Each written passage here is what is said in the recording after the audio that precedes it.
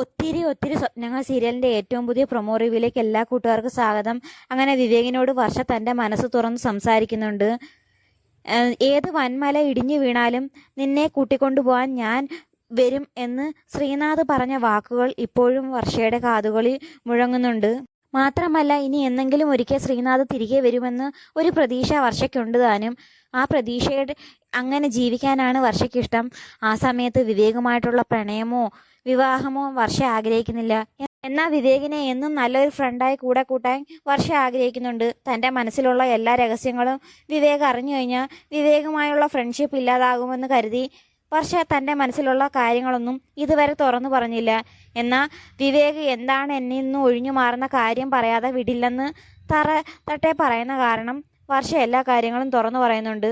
അങ്ങനെ വർഷയുടെ മനസ്സിലുള്ള കാര്യങ്ങളെല്ലാം മനസ്സിലാക്കിയ വിവേക് പറയുന്നുണ്ട്, താൻ ഇപ്പോഴും ആ ട്രോമയിൽ തന്നെയാണ് ജീവിക്കുന്നത്. തൻ്റെ മനസ്സിൽ നിന്ന് ഈ വക ചിന്തകൾ ഇനി എത്രയും പെട്ടെന്ന് ഒഴിവാക്കേണ്ടതാണ്. ഇനി ഒരിക്കലും അയാൾ തിരികെ വരില്ല. ഇനി എന്തിനു വേണ്ടിയാണ് കാത്തിരിക്കുന്നത്? നീ എന്തു തന്നെ പറഞ്ഞാലും ഞാൻ നിന്നെ തന്നെയാണ് സ്നേഹിക്കുന്നത്. നീ വിവാഹം കഴിക്കാൻ സമ്മതിച്ചില്ലെങ്കിൽ ഞാൻ ഇനി ഒരിക്കലും വിവാഹം കഴിക്കുന്നില്ലെന്ന് വിവേകിൻ്റെ വാക്കുകൾ കേട്ടിട്ട് വർഷയ്ക്കാണെങ്കിൽ ധർമ്മസങ്കടമാകുന്നുണ്ട്. താൻ കാരണം വിവേകിൻ്റെ ഭാവി ജീവിതത്തിന് യാതൊരു ദോഷവും സംഭവിക്കരുതെന്ന് വെച്ച് വർഷ എല്ലാ കാര്യങ്ങളും തുറന്നു പറയുന്ന സമയത്തും വിവേക് പറയുന്നുണ്ട്, ഞാൻ എല്ലാവരെക്കാട്ടി ഏറ്റവും കൂടുതൽ സ്നേഹിക്കുന്നത് നിന്നെയാണ്. അതുകൊണ്ട് നീ എന്തെല്ലാം പറഞ്ഞാലും ഞാനിതിൽ നിന്ന് പിന്തിരിയില്ലെന്ന് വിവേകിൻ്റെ ഉറച്ച വാക്കുകൾ കേൾക്കുമ്പോൾ വർഷ വല്ലാതെ വിഷമിക്കുന്നുണ്ട്. മാത്രമല്ല, ആ വയനാട് യാത്രയോടെ തന്നെ വിവേകിനെ നല്ലതുപോലെ വർഷയ്ക്ക് മനസ്സിലായിരുന്നു. ശ്രീനാഥിൻ്റെ ഒരു വിഷയമില്ലായിരുന്നെങ്കിൽ അന്നേരം തന്നെ വർഷ ഓക്കെ പറഞ്ഞിരുന്നാനെ. കാരണം അത്രയ്ക്ക് നല്ല സ്വഭാവത്തിനുടമയാണ് വിവേക്. തനിക്ക് വേണ്ടി എന്തും ചെയ്യാൻ തുനിഞ്ഞിറങ്ങിയിരിക്കുന്ന വിവേകിൻ്റെ സ്നേഹം വർഷ തിരിച്ചറിയുകയും ചെയ്തു. അതുകൊണ്ട് തന്നെ ഇനി എന്തു പറഞ്ഞ് വിവേകിനെ ഒഴിവാക്കണമെന്നറിയാതെ വിഷമിച്ചിരിക്കുകയാണ് വർഷ. ഈ സമയത്താണെങ്കിൽ രാഹുലിനെ കാണാനായിട്ട് അഞ്ജു മൃദുലിൻ്റെ വീട്ടിലെത്തുന്നുണ്ട്.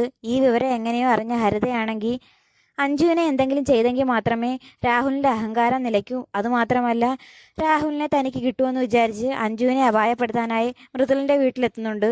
അങ്ങനെ ആരും ഇല്ലാത്ത സമയം നോക്കി അഞ്ജുവിൻ്റെ കഴുത്തിലാണെങ്കിൽ ഒരു ഷാളൊക്കെ വെച്ച് മുറുക്കി കൊല്ലാനായിട്ട് ശ്രമിക്കുന്നുണ്ട്. ആ സമയത്തും ഹരിത അഞ്ജുവിനോട് പറയുന്നുണ്ട്, നീ മരിക്കുന്ന സമയത്ത് നിൻ്റെ കണ്ണുകളിൽ എൻ്റെ മുഖം എപ്പോഴും ഓർത്തിരിക്കണമെന്നും പറഞ്ഞുകൊണ്ട് അഞ്ജുവിനെ നല്ലതുപോലെ ഉപദ്രവിക്കുകയും ചെയ്യുന്നുണ്ട്. അങ്ങനെ ഹരിത അപ്രതീക്ഷിതമായി പെട്ടെന്ന് കഴുത്തിൽ ഷാളിട്ട് മുറുക്കിയത് കാരണം അഞ്ജുവിൻ്റെ ബോധം നഷ്ടപ്പെടുന്നുണ്ട്. എന്തായാലും വലിയൊരു അപകടം ഉണ്ടാകുന്നതിന് മുമ്പ് ആരെങ്കിലും വന്ന് അഞ്ജുവിനെ രക്ഷിക്കുക തന്നെ ചെയ്യും. കൂട്ടത്തിൽ ഹരിതയ്ക്ക് നല്ലൊരെണ്ണം കൊടുക്കുകയും ചെയ്യും. അത് മിക്കവാറും രാഹുൽ തന്നെ ആവാനാണ് സാധ്യത. അപ്പം എപ്പിസോഡിന് വേണ്ടി കാത്തിരിക്കാം. അപ്പം വീഡിയോ ഇഷ്ടമായ ചാനൽ സബ്സ്ക്രൈബ് ചെയ്യാനും സപ്പോർട്ട് ചെയ്യാനും മറക്കല്ലേ കൂട്ടുകാരെ.